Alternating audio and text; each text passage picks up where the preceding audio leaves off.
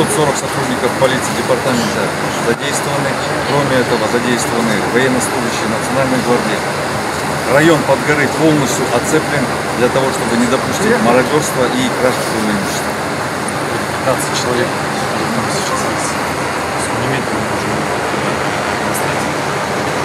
Если сопротивляется, привлечь предателя. Я вам такое указание выпустил. Если они своей жизнью непонятно какие у них причины, но все равно, если они отказываются идти оттуда, будут выходить из своих домов, то есть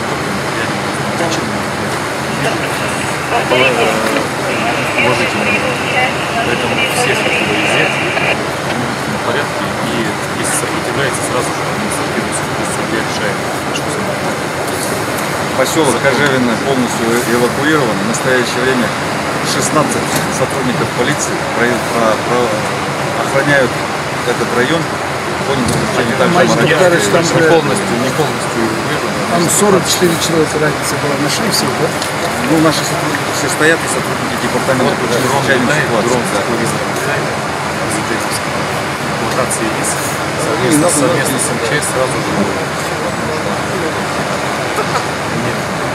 Сотрудники департамента по чрезвычайным ситуациям занимаются эвакуацией. Сколько там осталось? Люди сами добровольно покидают свое место жительства. Никаких принудительных мер не проводим.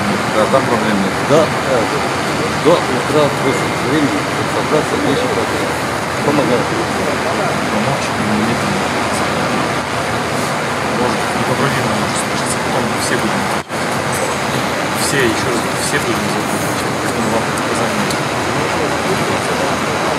вещи, какое имущество пострадает, это все поправимо.